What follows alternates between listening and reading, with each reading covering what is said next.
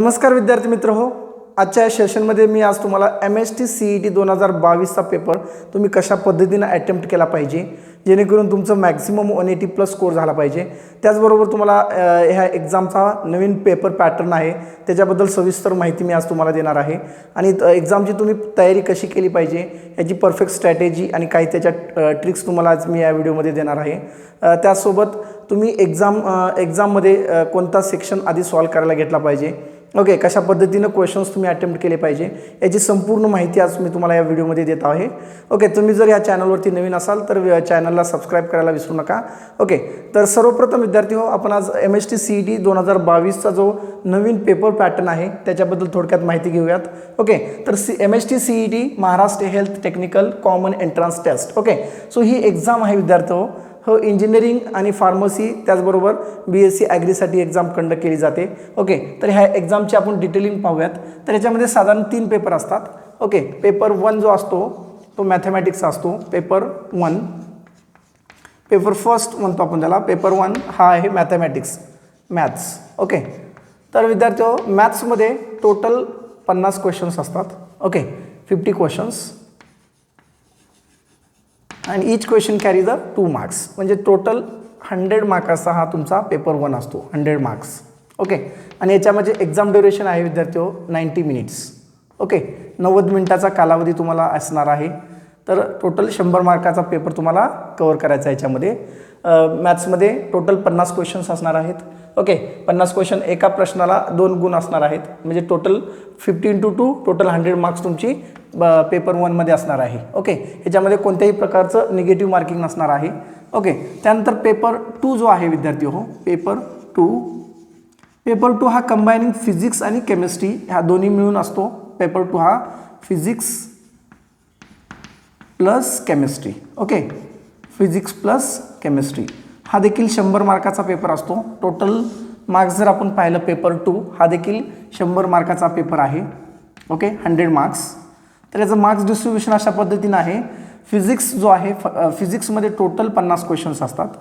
Okay, आणि केमिस्ट्रीमध्ये देखील total 50 question असतात। Each question carry the 1 marks. 50 × 1 जर तुम्ही केलं तर टोटल 50 मार्क हे फिजिक्समध्ये मिळतील तुम्हाला। ओके, अँड केमिस्ट्रीमध्ये 50 × 1 टोटल 50 मार्क्स, म्हणजे टोटल जर तुम्ही पाहिलं फिजिक्स आणि केमिस्ट्री टोटल 100 मार्क्सचा हा एक्झाम असणार आहे पेपर 2। ओके, आणि पेपर 3 जो असेल तुमचा, पेपर थर्ड हा तुमचा बायोलॉजीचा असणार आहे, बायोलॉजी। ओके, सर याच्यामध्ये साधारण तुमचे 2 सेक्शन असणार आहेत, झुलॉजी आणि botany, zoo and bot. Okay विद्यार्थी हो, तर झुलॉजी हा तुमचा 50 मार्काचा असेल। याच्यामध्ये 50 क्वेश्चन्स असणार आहेत। 50 × 1 किती असणार आहे तुमचं, टोटल 50 मार्क हे झुलॉजीचं असणार आहे। आणि बॉटनीचे देखील सेम 50 × 1 टोटल 50 मार्क्स। तर हा पेपर 3 जो आहे तुमचा हा देखील साधारण 100 मार्क्सचा असणार आहे। ओके, तर तुमच्यामध्ये ह्याच्यामध्ये कॉम्बिनेशन कशा पद्धतीचं असणार आहे, जर तुम्हाला इंजिनिअरिंग करायचं असेल विद्यार्थी हो तर तुमच्यासाठी PCM हा ग्रुप असणार आहे। PCM physics chemistry plus and mathematics, physics chemistry and mathematics हा PCM ग्रुप तुमचा इंजिनिअरिंगसाठी राहणार आहे। त्यासोबत तुम्हाला फार्मसी देखील करता येतं। ओके, काही विद्यार्थ्यांचं PCMB ग्रुप असतो, पूर्णपणे देखील तुम्हाला देऊ शकता। पण एक्झाम जी असणार आहे तुमची PCM और PCB। ओके, तर PCM हा 200 मार्काचा टोटल आणि PCB हा 200 मार्काचा। ओके, पण तुम्हाला पेपर 2 जो आहे तो तुम्हाला कंबाईनमध्येच असणार आहे, फिजिक्स आणि केमिस्ट्री। आयदर तुम्ही इंजिनिअरिंगचे स्टुडंट असाल किंवा मेडिकलचे स्टुडंट असाल तर तुम्हाला दोन्ही पेपर देखील द्यावं लागणार आहे त्यामध्ये। ओके, पेपर 2 हा कंपल्सरी आहे, फिजिक्स आणि केमिस्ट्री 100 मार्क्सचा। इंजिनिअरिंगला जरी गेला तरी तुम्हाला पेपर 2 कंपल्सरी राहणार आहे। ओके, जर तुम्हाला फार्मसी करायचं आहे किंवा BSc ॲग्री करायचं असेल तर तुम्हाला PCB याचे तुमचा स्कोर धरला जातो टोटल 200 पैकी। आणि तुम्हाला जर इंजिनिअरिंग करायचं असेल तर तुमचा PCMचा स्कोर धरला जातो। ओके, तर बऱ्याच मुलांचं कसं राहतं की बायोलॉजी नसतो, PCMचा असतो, पण त्यांना जर पुढं फार्मसी करायचं असेल तर त्यांना ह्याचा स्कोर देखील फार्मसीसाठी कन्सिडर केला जातो। ओके, आणि PCB हा देखील तुमचा फार्मसीसाठी कन्सिडर होतो, म्हणजे हा ऑप्शनल सब्जेक्ट आहे तुमच्यासाठी। ओके विद्यार्थी हो, हे आहे तुमचं टोटल पेपर पॅटर्न PCB आणि PCM ग्रुप। ओके, अशा पद्धतीनं तुम्हाला पेपर पॅटर्न तुमचा राहणार आहे। ओके, ह्याच्यामध्ये टोटल पेपर 2ला देखील तुमचं 90 मिनिटाचा कालावधी असणार आहे, 90 मिनिट्स. पेपर 3साठी देखील 90 मिनिटाचा कालावधी असणार आहे. ओके, तर ह्या 90 मिनिटामध्ये पहिल्यांदा तुम्हाला पेपर 2 ज्यावेळेस तुम्ही सॉल्व करता, पेपर 1, पेपर 2 आणि पेपर 3, तर तुमची स्ट्रॅटेजी काय असली पाहिजे. ओके, याच्या मागचं तर हे परफेक्ट स्ट्रॅटेजी आज मी तुम्हाला देणार आहे. एक्झाममध्ये तुमचं एक्झाम हॉलमध्ये तुम्ही कशा पद्धतीनं हे टायमिंग प्लॅन केलं पाहिजे. ओके, तर सर्वप्रथम आपण ज्यावेळेस तुम्ही पेपर 1 सॉल्व करता विद्यार्थी, पेपर 1 हा तुमचा मॅथमॅटिक्सचा पेपर असतो. ओके, आणि तुम्हाला माहीत आहे पेपर 1 हा जो मॅथ्सचा पेपर आहे, मॅक्सिमम मुलं पेपर 1 हा कंपल्सरी देतात. बरेच मुलांना इंजिनिअरिंग करायचं असेल, okay, mechanical engineering, civil engineering, okay, electronics, किंवा त्यांना जर software engineering, CS, computer science, अशा बऱ्याच ब्रांचेसला तुम्हाला पेपर 1 म्हणजेच PCM ग्रुप थ्रू तुम्ही जाऊ शकता. Okay, PCM physics, chemistry and mathematics. तर आता पेपर 1 तुम्ही कशा पद्धतीनं तुमची स्ट्रॅटेजी असली पाहिजे एक्झाम हॉलमध्ये. टोटल 100 मार्क्सचा हा तुमचा पेपर असणार आहे. ओके, तर मॅक्सिमम स्कोरिंग तुमचं याच्यावरती राहणार आहे. जर तुमचं इंजिनिअरिंगला चांगल्या टॉप कॉलेजला तुम्हाला ॲडमिशन घ्यायचं असेल, COP सारख्या, ओके, तर चांगल्या गव्हर्नमेंट कॉलेजमध्ये जर तुम्हाला ॲडमिशन पाहिजे असेल तर तुमचं मॅक्सिमम 160+ तुमचा स्कोर असला पाहिजे. ओके, PCMमध्ये. तर आता ह्याचे स्ट्रॅटेजी बघा. ज्यावेळेस तुम्ही पेपर 1 सॉल्व करायला घेता विद्यार्थी हो, तर बऱ्याच मुलांच्या चुका ह्याच्यामध्ये काय होतात ते मी तुम्हाला पहिल्यांदा सांगतोय. पेपर 1 सॉल्व करताना बरीच मुलं मॅथमॅटिक्स कॅल्क्युलेशनचा पार्ट असतो. ओके, ज्यावेळेस तुम्ही क्वेश्चन पेपर हातात घेता तर सर्वप्रथम तुम्ही काय होतं, बऱ्याचदा मुलांना एखादा क्वेश्चन्स ते सॉल्व करायला घेतात आणि त्यांना तिथं जर थोडं डिफिकल्टी वाटलं की तेच न्यूमेरिकलमध्ये ते अडकून राहतात आणि कंटिन्यू पुढचे जे काही त्यांचे क्वेश्चन्स आहेत तसेच राहून जातात. तर बेस्ट वे तुम्ही काय केलं पाहिजे, सर्वप्रथम जे इझी लेवलचे क्वेश्चन्स आहेत ते पहिल्यांदा सॉल्व करून घ्या. ओके, पेपर 1मध्ये. तर तुमचं थोडंसं कॉन्फिडन्स लेवल हा इन्क्रीज होणार आहे. तर मॅक्सिमम इझी लेवलचे क्वेश्चन्स जे पेपरमध्ये दिलेले असतात, पहिल्यांदा इझी लेवल जे तुम्हाला वाटतं की 100% हे शुअर आहेत, पहिल्यांदा ते सॉल्व करून घ्या. ओके, लेंदी क्वेश्चन्स तुम्ही नंतर ओव्हरव्ह्यू करून नंतर त्याला पाहू शकता. तर पहिल्यांदा मी तुम्हाला काय सांगतोय की 100% जे तुम्हाला शुअर क्वेश्चन्स आहेत आणि जे तुम्हाला वाटतात की इझी क्वेश्चन आहे, याचा आन्सर मला इझिली फाइंड आउट करता येईल, तर अशा क्वेश्चन्स पहिल्यांदा तुम्ही अटेम्प्ट करायला घ्या. ओके, तर तुम्ही 90 मिनिटाचा जो तुमचा कालावधी असणार आहे, 90 मिनिटाचा, त्यामध्ये तुम्हाला परफेक्ट प्लॅनिंग तुमचं करता आलं पाहिजे. ओके, त्या 90 मिनिटामुळे तुम्ही पहिल्यांदा 2 राऊंडमध्ये हा पेपर सॉल्व करून घ्या. राऊंड फर्स्ट तुम्ही काय करा, मॅक्सिमम 30 मिनिट्समध्ये टोटल इझी लेवल आणि जे तुम्हाला 100% शुअर क्वेश्चन्स आहेत ते इझिली सॉल्व करून घ्या. ओके, आणि त्यानंतर ज्यावेळेस तुम्ही सॉल्व करायला घेता त्यानंतर सेकंड राऊंडमध्ये जे तुम्हाला डिफिकल्ट वाटत होते पण ज्याचा ॲन्सर तुम्हाला इझिली कॅल्क्युलेट करता येतं असे क्वेश्चन्स तुम्ही पहिल्यांदा सॉल्व करून घ्या. ओके, तर त्यावेळेस तुमचा कॉन्फिडन्स थोडासा बिल्डअप होणार आहे की बऱ्यापैकी क्वेश्चन्स आपले अटेम्प्ट झालेले आहेत. ओके, त्यानंतर ज्यावेळेस ॲक्च्युली तुमचा पेपर 1 झाल्यानंतर सडनली हे एक्झाम जी आहे तुमची CBT means computer based exam राहते. कॉम्प्युटर बेस्ड टेस्ट म्हणजे सेशन फर्स्ट ज्यावेळेस तुमचा स्टार्ट होतो पेपरचा, पेपर 1 ज्यावेळेस तुम्ही लिहायला स्टार्ट करता तर ज्यावेळेस तुमचा 90 मिनिटाचा वेळ कंप्लीट होतो, अचानक तुमचं डायरेक्ट तुमचं एक्झाम सबमिट तुम्हाला ॲटो सबमिशन म्हणून होऊन जातं आणि डायरेक्ट तुमचा पेपर सबमिट होऊन जातो.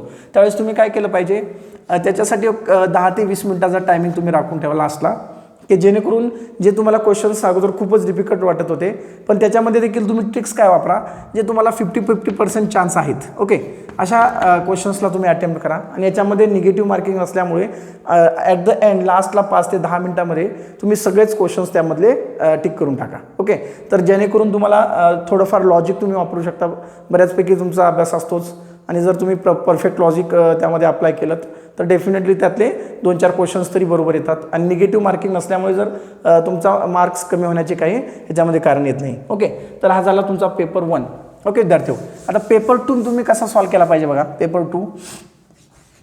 पेपर 2मध्ये हा देखील स्कोरिंग सब्जेक्ट आहे, फिजिक्स आणि chemistry. Okay, physics plus chemistry हे दोन्ही पेपर याच्यामध्ये असतात. ओके विद्यार्थी हो, तर तुम्हाला ऑलरेडी मी सांगितलेलं आहे फिजिक्सचे 50 क्वेश्चन्स असतात आणि केमिस्ट्रीचे 50 क्वेश्चन्स असतात. तर प्रत्येकी 1 मार्क्स ह्याच्यामध्ये आहे. तर तुम्हाला सगळ्यात अगोदर ज्यावेळेस तुम्ही पेपर 2 सॉल्व करायला घेता तर तुमची स्ट्रॅटेजी काय असली पाहिजे, पहिल्यांदा तुम्ही केमिस्ट्रीकडे वळा. ओके, कारण केमिस्ट्रीकडे वळण्यामागचं मेन कारण असं आहे की बऱ्याच क्वेश्चन्स हे इझी लेवलचे असतात केमिस्ट्रीमध्ये, जे तुम्ही इझिली फाइंड आउट करू शकता. तर केमिस्ट्रीमध्ये देखील तुम्ही ज्यावेळेस पेपर सॉल्व करता केमिस्ट्रीचा तर मॅक्सिमम इझी लेवलचे क्वेश्चन पहिल्यांदा तुम्ही इनऑर्गॅनिक केमिस्ट्री सॉल्व करा, कारण इनऑर्गॅनिकमध्ये डायरेक्ट क्वेश्चन्स असतात, कुठल्याही प्रकारचं याच्यामध्ये कॅल्क्युलेशन नसतं, डायरेक्ट त्यांचा आन्सर तुम्ही इझिली काढू शकता.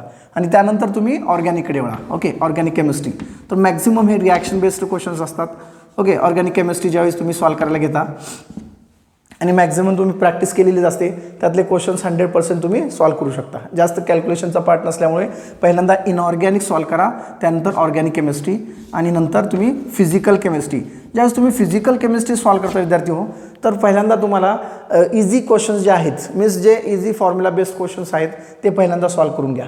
ओके, जेणेकरून तुमचा कॉन्फिडन्स बिल्डअप होईल आणि तुम्हाला वाटेल की बऱ्यापैकी आपले क्वेश्चन्स हे सॉल्व होत आहेत, त्याच्यामुळे तुमचा कॉन्फिडन्स लेवल वाढेल. ओके, जर पहिल्यांदाच तुम्ही फिजिकल केमिस्ट्रीचे डिफिकल्ट क्वेश्चन सॉल्व करायला घेतलात तर काय होईल, तुमचा बरेच क्वेश्चन्स तुम्हाला स्टार्टिंगलाच डिफिकल्ट वाटतील.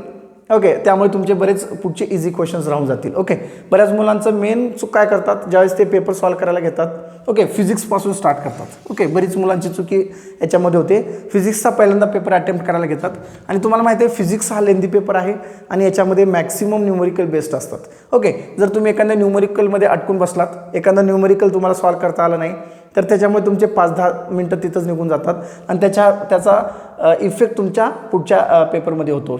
म्हणजेच फिजिक्समधले बरेच क्वेश्चन हे इझी लेवलचे पण असतात, जे तुम्हाला ऑलरेडी आन्सर येत असतात, पण वेळेअभावी तुम्ही ते अटेम्प्ट करू शकत नाही आणि त्याचा इफेक्ट केमिस्ट्रीवरती देखील होतो. ओके, मॅक्झिमम केमिस्ट्रीचे पेपर क्वेश्चन देखील तुम्ही अटेम्प्ट करू शकता, पण बराच वेळ तुमचा फिजिक्समध्ये गेलेला असतो, त्यामुळे तुम्ही ते पेपर पुढचे क्वेश्चन्स अटेम्प्ट करू शकत नाही. तर सर्वप्रथम तुम्ही फिजिक्सचा सेक्शन न सॉल्व करता तुम्ही डायरेक्ट केमिस्ट्रीकडे वळा. ओके, केमिस्ट्रीचे देखील तुम्ही सर्वप्रथम जे इझी लेवलचे इनऑर्गॅनिकचे क्वेश्चन्स पहिल्यांदा सॉल्व करून घ्या, त्यानंतर ऑर्गॅनिक आणि फिजिकलमध्ये सॉल्व करताना देखील जे इझी लेवलचे क्वेश्चन आहेत ते सॉल्व करा आणि डायरेक्ट तुम्ही फिजिक्सकडे वळा. ओके, फिजिक्समध्ये देखील विद्यार्थी हो काय करा, तुम्ही मॅक्सिमम इझी लेवलचे क्वेश्चन्स मीन्स जे इझी फॉर्म्युला बेस्ड आहेत असे क्वेश्चन्स तुम्ही इझिली अटेम्प्ट करून घ्या. ओके, जेणेकरून पुढच्या क्वेश्चन्सला तुम्हाला वेळ मिळणार आहे. ओके, आणि इझी क्वेश्चन्स एकदा अटेम्प्ट केले की तुमच्या अंदाज येईलच तुम्हाला की अजून किती क्वेश्चन्स बाकी आहेत, त्या पद्धतीने तुम्ही तुमचा स्पीडअप वाढवू शकता. ओके, तर मॅक्सिमम लास्टला 5 ते 10 मिनटं, मिनिमम 10 मिनिट्स तरी तुम्हाला ठेवायचं आहे. ओके, जे क्वेश्चन्स तुमचे ज्याचं आन्सर्स तुम्हाला येत नाही किंवा थोडंफार त्याच्याबद्दल आयडिया आहे अशा क्वेश्चन्सला तुम्ही टिक करून टाका. ओके, जेणेकरून त्यातले काही क्वेश्चन्स तुमचे ॲक्युरेट येणार आहेत. ओके, जर तुम्ही अशा पद्धतीचं परफेक्ट स्ट्रॅटेजी जर वापरलात तर नक्कीच तुम्ही 180+ स्कोअर करू शकता. ओके, 180+. पण हे जर तुमचं 180+ स्कोअर आहे हे तुमचं पूर्णपणे पेपर 1 वरती डिपेंड राहणार आहे. ओके, आणि पेपर 2 वरती. पेपर वरती जर तुम्हाला इंजिनिअरिंग करायचं असेल तर तुमचा मॅथमॅटिक्स पेपर 1 जो आहे हा तुम्हाला अतिशय व्यवस्थितरित्या सॉल्व केला पाहिजे.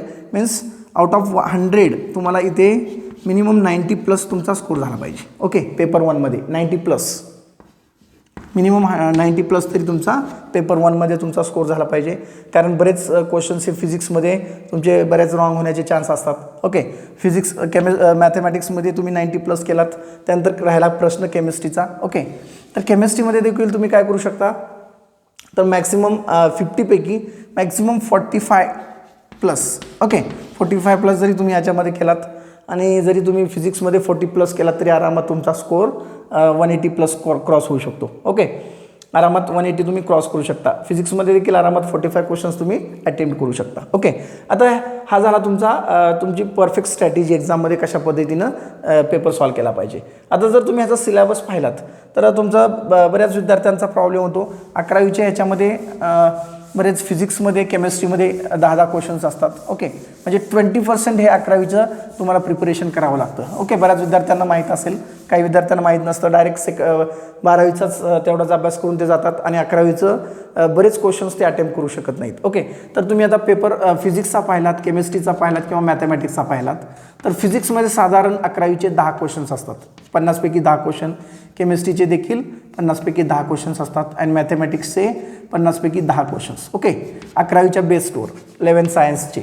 ओके, बऱ्याच मुलांच्या चुका काय होतात, 11वीची ऑलरेडी तुम्ही 11वी झालेली असते, त्यामुळे बरेच मुलं 11वीचा तयारी करत नाही, डायरेक्ट 12वीचाच अभ्यास करायला घेता तुम्ही, आणि त्याचे फक्त 80% सिलेबस असतो आणि 11वीचा 20%. ओके, जर तुम्ही 20% इथं सोडला तर तुम्ही मेरिटपासून खूप लांब राहू शकता. ओके, तर बऱ्याच मुलांच्या चुका यामध्ये होतात, त्यामुळे त्यांचा स्कोर चांगला होत नाही. तर तुम्हाला 11वीवरती देखील चांगला फोकस करायचा आहे.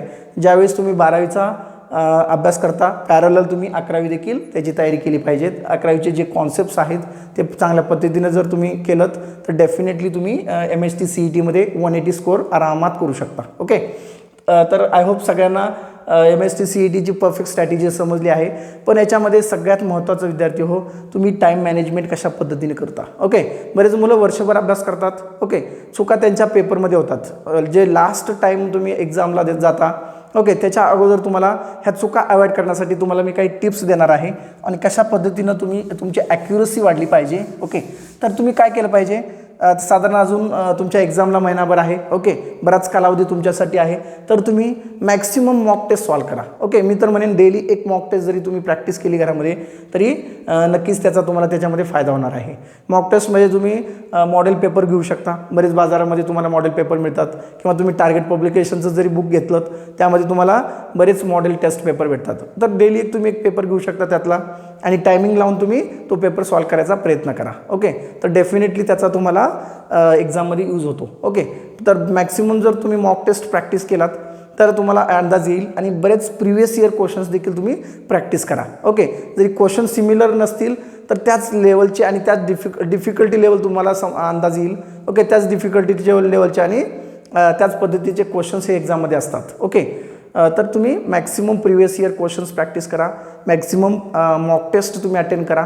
ओके, ह्या 30 दिवसामध्ये जर तुम्ही डेली किंवा अल्टरनेट 1 डेज जर तुम्ही टेस्ट जरी प्रॅक्टिस केला तर डेफिनेटली तुमचा स्कोर हा 180+ आरामात होऊ शकतो. आणि बऱ्याच मुलांच्या चुका तिथंच होतात, प्रॅक्टिस त्यांची नसते आणि ऐन एक्झामलाच ते डायरेक्ट पेपर लिहायला जातात.